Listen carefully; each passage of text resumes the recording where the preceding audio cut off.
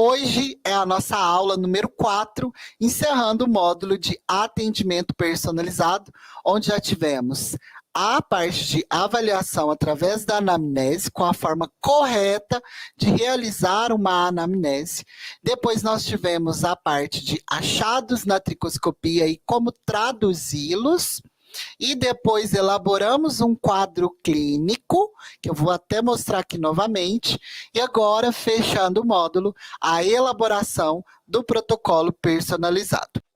Bom, pessoal, então vamos dar início à nossa aula de hoje, onde eu vou ensinar a vocês como acontece a elaboração de um protocolo personalizado. Lembrando que existe um processo.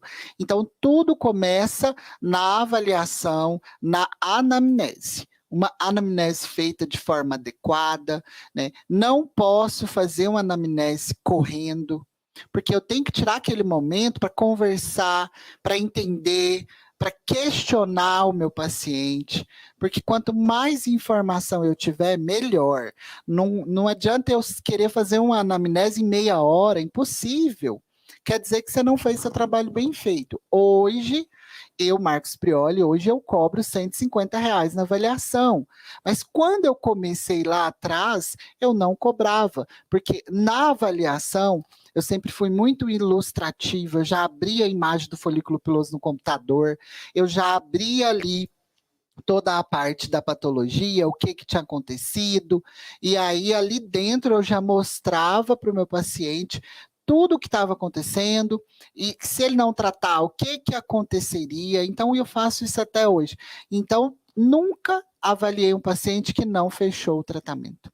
Às vezes eu tive paciente que naquele momento falou, Prioli, hoje eu não tenho o dinheiro, mas eu vou fechar com você. E aí, naquele primeiro momento, eu já oferecia para esse paciente os produtos do tratamento contínuo, porque eu já ouvi profissional falar, ai, Prioli, mas eu não vou fazer isso, porque depois ele não vem tratar. É aí que você se engana, é aí que ele vem.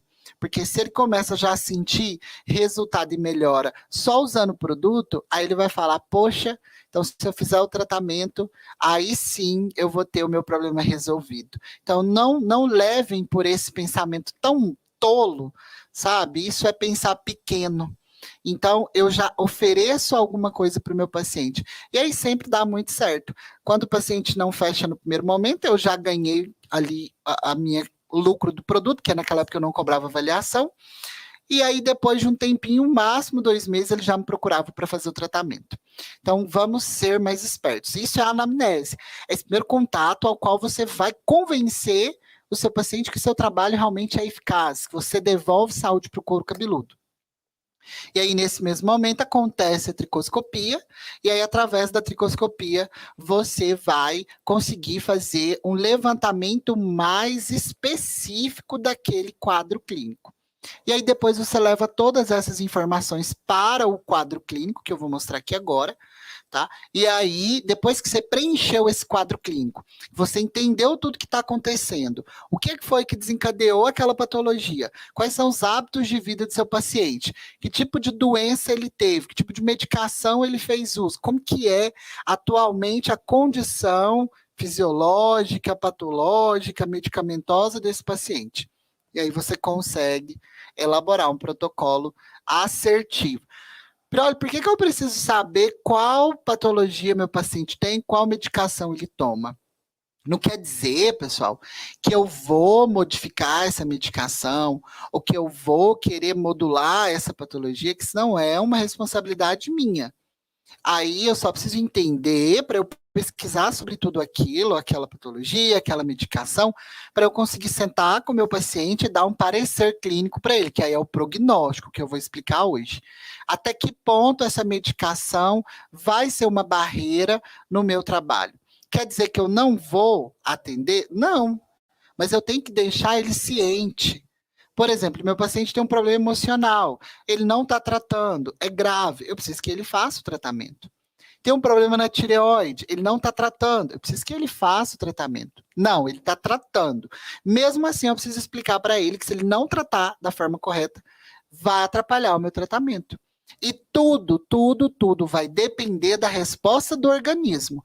Eu vou dar o meu melhor em clínica, aliado aos melhores produtos dermocosméticos, aos aparelhos de tratamento, e o meu paciente vai dar o seu melhor no tratamento contínuo de alto impacto, dia após dia, potencializando o meu trabalho, usando os dermocosméticos com a mesma sinergia de ativos, com a mesma concentração, ou seja, com a mesma força. E aí sim a gente consegue ter resultado.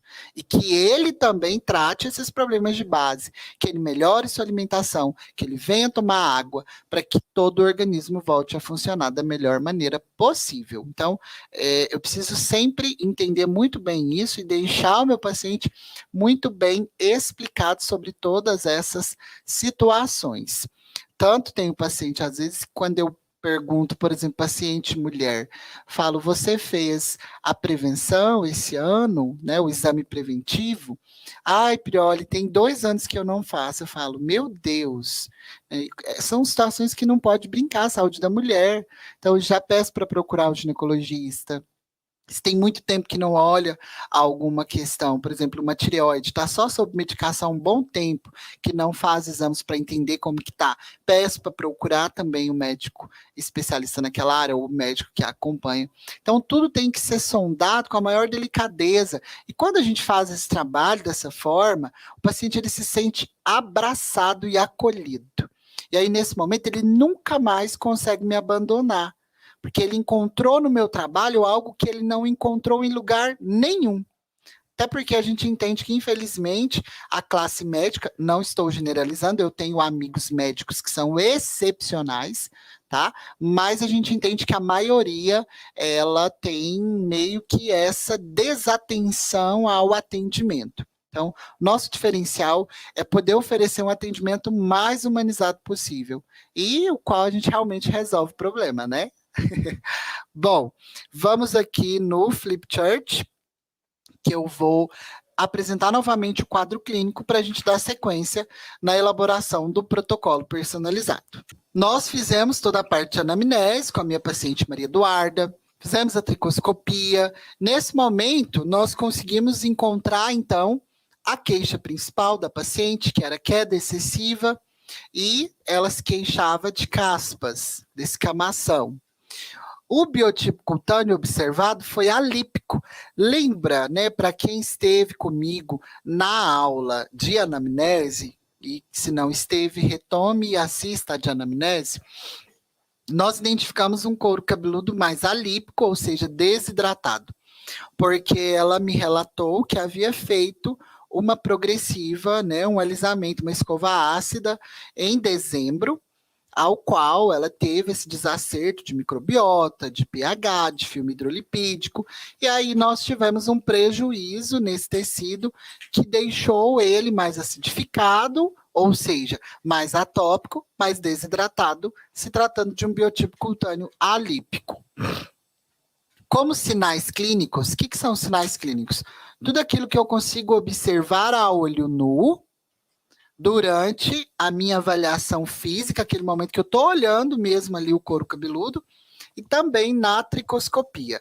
Então, em sinais clínicos, eu encontrei uma descamação mais em flocos, que é muito característico de uma pele desidratada, de um biotipo cutâneo alípico. Por quê? Quando o biotipo cutâneo está lipídico, ou seja, seborreico, eu vou ter uma descamação mais em placas. Quando eu tenho essa descamação em flocos, significa um couro cabeludo mais desidratado, mais acidificado. Encontrei algumas unidades foliculares vazias, muito característica de folículos pilosos atravessando uma fase quenógena. Por quê? Eu poderia achar que isso seria um sinal de alopecia androgenética, mas vamos lá, ela é uma mulher, então na alopecia androgenética de padrão feminino, eu vou encontrar unidades foliculares vazias ou fios miniaturizados na região do ápice, porque na mulher se manifesta nessa região. Só que eu encontrei essas unidades foliculares vazias de forma difusa em todo o topo. Então, eu já começo a acender um alerta para folículos pilosos em fase quenógena, ou seja, aquela fase ao qual a unidade folicular está completamente sem matéria-prima para trabalhar. porque a gente tem ali a protuberância na base da unidade folicular, que é o bulge, onde estão as células tronco, que por sua vez, mediante um dano, um trauma no organismo, e aí principalmente por ação dos radicais livres, onde a gente tem um estresse oxidativo, essa região ela deixa de levar células germinativas para nossa parte da papila dérmica da unidade folicular. E aí eu não tenho células se proliferando ali dentro da matriz. E aí imagina, eu não tenho células saudáveis, eu não tenho células em proliferação, eu estou com baixa leva de sangue, esse sangue está sem nutrientes, aí não tenho condições saudáveis para essas células trabalhar. E aí o folículo piloso fica sem matéria-prima, porque eu não tenho queratinócitos se munindo de queratina, eu não tenho melanócitos produzindo melanina. Como que eu vou ter fio de cabelo? E aí, naquela região, a unidade folicular entra em fase quenógena, ela desiste de trabalhar. Não quer dizer que ela cicatrizou, mas ela estaciona a sua função. E aí é onde eu tenho que entrar novamente com os estímulos para devolver essa matéria-prima para ele trabalhar e produzir novamente um fio de cabelo. Eritema, que é a vermelhidão na pele, também foi encontrada, algumas lesões pelo ato de coçar, afundamento periofolicular, um pouco de afundamento periofolicular, até próprio por causa dessa desregulação no filme hidrolipídico, na microbiota, que danificou o tecido, gerando essa inflamação.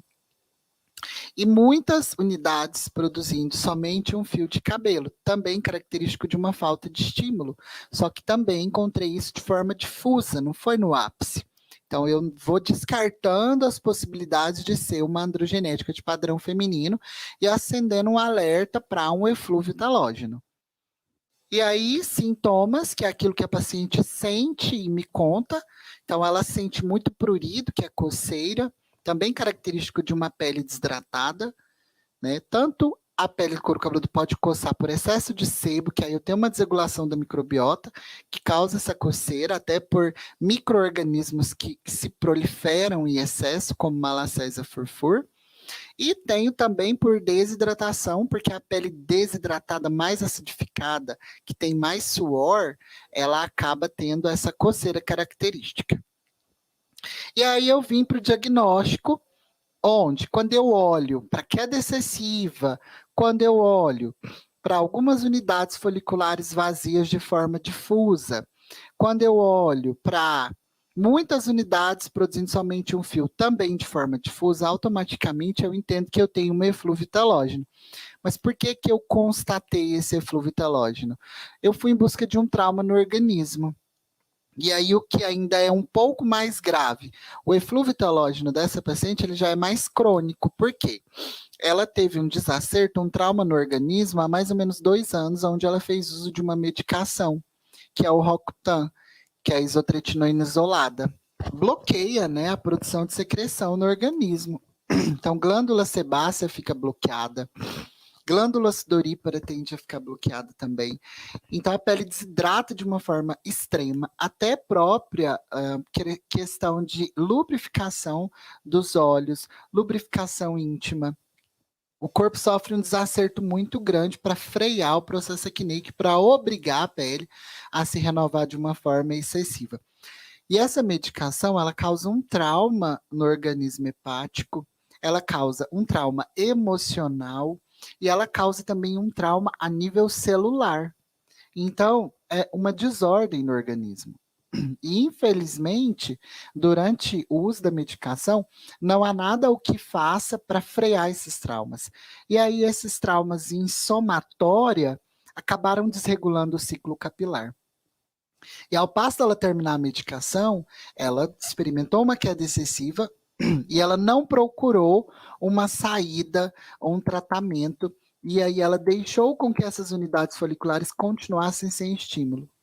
Esse trauma, ele persiste no organismo por um tempo, por mais que cesse a medicação, ainda fica de 3 até 6 meses, e aí ela não tratou. O ciclo capilar foi regulado, porque depois que cessa o trauma, o corpo vai lá, regula o ciclo capilar para voltar anágena, catágena, telógena, da forma correta. Só que não adianta regular o ciclo se a unidade folicular está comprometida, se a pele está em desordem, se a microbiota está desregulada, se as células estão sob estresse oxidativo. Outro dia até assisti um vídeo de uma profissional que é tricologista e fiquei absurdado com a fala dela, onde ela falava que você não precisa tratar eflúvio telógeno, porque o corpo vai regular o ciclo e o problema vai ser resolvido. Sim, a gente entende que o corpo, o organismo vai regular o ciclo. Isso nós profissionais não conseguimos fazer. Mas não adianta o corpo regular o ciclo se eu tenho uma pele desidratada, se eu tenho descamação, se eu tenho eritema, inflamação, se eu tenho afundamento perifolicular, como que o couro cabeludo vai trabalhar novamente? Como que as unidades foliculares vão trabalhar com esse dano? Que aí eu preciso entrar com o meu tratamento para resolver. Então, é um absurdo quando eu escuto isso. Nosso trabalho é extremamente importante. O organismo vai regular o ciclo, mas eu preciso tratar, porque senão se torna um eflúvio telógeno crônico. Então, até vou colocar aqui, ó. Porque estava totalmente sem condições de trabalhar. Tanto a paciente relatou que ela experimentou uma queda muito excessiva e depois, no outro ano, ela experimentou uma outra queda. Ela veio tendo quedas excessivas repetitivas. E isso é muito característico de um eflúvio telógeno crônico. Tem mulheres que optam em não tratar. O que acontece? Quando ela resolve, que ela acende um alerta, ela já está com um nível, né, de rarefação altíssimo. E a gente vai observar aquele couro cabeludo, a gente consegue até contar os fios. Eu já recebi pacientes assim na clínica.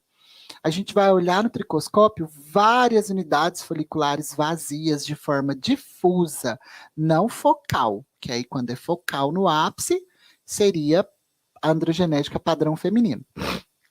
Ou focal em bitemporal e vértice, alopecia androgenética de padrão masculino. Mas de forma difusa, tanto no homem quanto na mulher, eflúvio telógeno. E aí a gente observa um nível de abandono, a gente observa unidades foliculares produzindo um fio de cabelo com afinamento. Prioli, mas aí afinamento não é androgenética? De forma difusa, não, tá? Porque a gente tem que observar aonde nós temos o acometimento inicial. E aonde ele vai se manifestar mais de acordo com o padrão masculino ou feminino. De forma difusa, aí a gente tem uma eflúvio telógeno.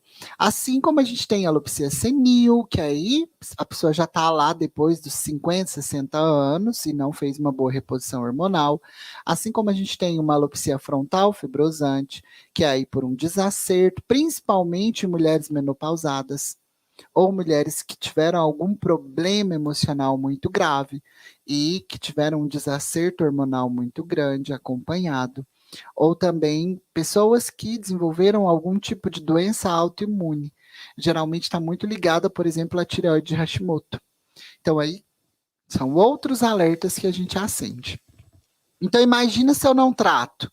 Como que esse couro cabeludo vai ter condição de trabalhar novamente? É impossível. E aí é tão interessante que quando a gente inicia o tratamento, a paciente automaticamente começa a perceber uma melhora na queda, ela começa a perceber novos fios nascendo. Eu costumo fazer um teste que é muito interessante, que aí quando a paciente já está lá na terceira sessão, que eu divido o cabelo ao meio, e a gente apalpa, você sente os cabelinhos novos espetando a mão. No primeiro dia que eu avalio, eu faço o mesmo teste, pego a mão da paciente, coloco para ela sentir, e falo, olha, não está espetando nada, nada. Sinal que não está vindo nenhum fio novo. E aí, lá para a terceira, quarta sessão que eu faço de novo isso, elas ficam impressionadas. Porque sente que está espetando, ou seja, que fios novos estão vindo ali com total força. E aí, Prioli, como que a gente faz, então, esse primeiro atendimento? Que eu já vi profissional que fala, nossa, tá muito grave. Já vai precisar de 1 ano de tratamento. Tá, a gente sabe que vai precisar talvez de 1 ano mesmo. Mas imagina se nesse primeiro momento eu falo isso para o paciente. Ele vai sair correndo. Primeiro, por questões financeiras, que ele imagina que vai gastar um absurdo. Segundo, por questões de tempo. Então, o paciente, ele se sente desanimado a seguir com o tratamento. E aí nós precisamos mostrar para ele que nós vamos achar uma saída inicial, que não será algo tão longo e tão distante, para a gente já começar a tentar resolver o problema dele. Só que nós não podemos também prometer resultado, porque é muito mais interessante você surpreender o paciente do que você frustrar. Até um dia uma profissional falou comigo e ela falou: Prioli, eu não sei o que está acontecendo, eu não consigo fechar. Eu avalio, faço tudo direitinho, converso, explico. E aí, quando eu chego no ato de fechar, eu não fecho. Eu falei: tá, como é que você está fazendo? Ela me contou, me explicou e estava tudo perfeito. Até o momento dela apresentar o tratamento. E ela tinha uma ficha que lá já vinha descrito que era no mínimo 10 sessões e que o paciente faria isso, e que ficaria X valor. E lá já falava que era dessa forma para ter resultado. Então, muita, assim, é onde mora o perigo. Porque, primeiro, que o paciente olha para isso, ele já desanima. E se ele aceita e ele assina e lá fala que você vai resolver o problema dele, e se o organismo não responder? Ele tem um documento para te exigir isso. Então, pode gerar uma frustração muito grande, tanto no profissional como no paciente. Então, vou ensinar para vocês a trabalhar de uma forma mais confortável, evitando esse tipo de situação. Eu vou voltar ali no computador só para dar uma olhadinha nas perguntas, enquanto o pessoal da produção já troca a folha para mim, porque aí então tivemos como diagnóstico eflúvio telógeno crônico, ou seja, eflúvio queda, telógeno quer dizer que uma queda excessiva de fios, ou seja, um aumento de folículos telógenos, onde eu deveria ter a maioria de folículos anágenos em fase de crescimento. Dermatite, inflamação da pele, de contato. Por quê? O que ela me contou? Que ela fez uma escova ácida e depois disso ela começou a ter um desacerto e começou a observar a descamação em flocos. Então foi uma dermatite de contato por causa da química que acabou virando uma dermatite atópica, porque a pele não conseguiu mais manter o equilíbrio. Talvez essa química foi muito agressiva. E ela fez no início de dezembro, avaliei, ela foi mais no meio de janeiro, então imagina, 30 dias depois ela ainda estava apresentando desidratação, acidificação, coceira, descamação. Quer dizer que a pele se tornou extremamente acidificada, desidratada, então uma pele mais atópica. Logo, nós temos já uma dermatite atópica. É muito comum, após um contato químico, principalmente, das escovas ácidas, desenvolver a dermatite atópica. Então, nós temos dois diagnósticos, um processo inflamatório e uma queda excessiva. E aí entra o nosso papel no prognóstico. O que é o prognóstico? Um parecer clínico, que é onde eu explico para o meu paciente quais são as chances de tratamento. Ou seja, vou simular aqui com vocês. Isso as pessoas confundem muito. Diagnóstico com prognóstico, com sinais, com sintomas. Tanto na aula de quadro clínico, eu explico cada item de uma forma bem mais objetiva. O prognóstico, então, até se você assistir essas séries médicas, vocês vão ouvir muito essa palavra. É aquele momento que a gente senta com o paciente e explica para ele, olha, eu encontrei X, Y, Z, o seu diagnóstico é X, Y, e agora nós vamos iniciar o seu tratamento. Só preciso que você entenda que esse probleminha que você tem emocional vai influir, então preciso que você trate. O paciente não bebe muita água. Vamos melhorar a ingesta de água, vamos praticar exercício físico. O paciente tem uma alimentação ruim, tá com quadro de obesidade. Vamos procurar um profissional também para te ajudar com a alimentação, que entenda dessa parte, porque vai ser um aliado. O paciente tem um problema na tireoide e há um bom tempo ele não olha como que tá. Vamos ver como é que tá a sua tireoide? Paciente mulher, que há um tempo não olha a questão ginecológica. Vamos olhar como é que está toda essa questão? Ah, a paciente me contou que ela faz uso da medicação X. Olha só, essa medicação sua, ela vai de encontro ao meu tratamento, porque ela causa queda. Ah, mas eu vou parar com ela? Não, é só para você entender que ela é uma barreira, porque aí o paciente, ele entendendo esse processo, ele fica mais confortável e ele não vai ficar no seu pé demais, tá? Te exigindo um resultado muito elevado. Aí o que, que pode ser feito? Olha, vamos conversar com seu médico, será que ele tem uma medicação que possa substituir, que não venha causar tanto esse desacerto? Então, é o momento de você tentar organizar, mas sem desautorizar nada que foi feito por um tratamento médico, tá? Você vai orientar e pedir também que a pessoa converse com o seu médico para tentar modular, entrar em consenso, ok? Olha, mas eu não entendo dessa medicação, não tem problema. Você deixa para dar o parecer do prognóstico no outro dia ou daqui 2 dias. Fala, olha, daqui 2 dias eu vou encaminhar para você um documento com o tratamento inicial e te explicando. Ou você pode vir aqui na clínica, que aí eu vou te dar um parecer, vou te explicar o que está acontecendo, vou te dar seu diagnóstico. Eu só preciso dar uma analisada no seu caso, dar uma analisada na medicação que você toma, na patologia que você tem. E não é feio fazer isso. Feio é eu tentar falar de algo que eu desconheço e passar vergonha. Ou não transmitir uma informação com profundidade e ser muito superficial. Porque aí você não passa confiança.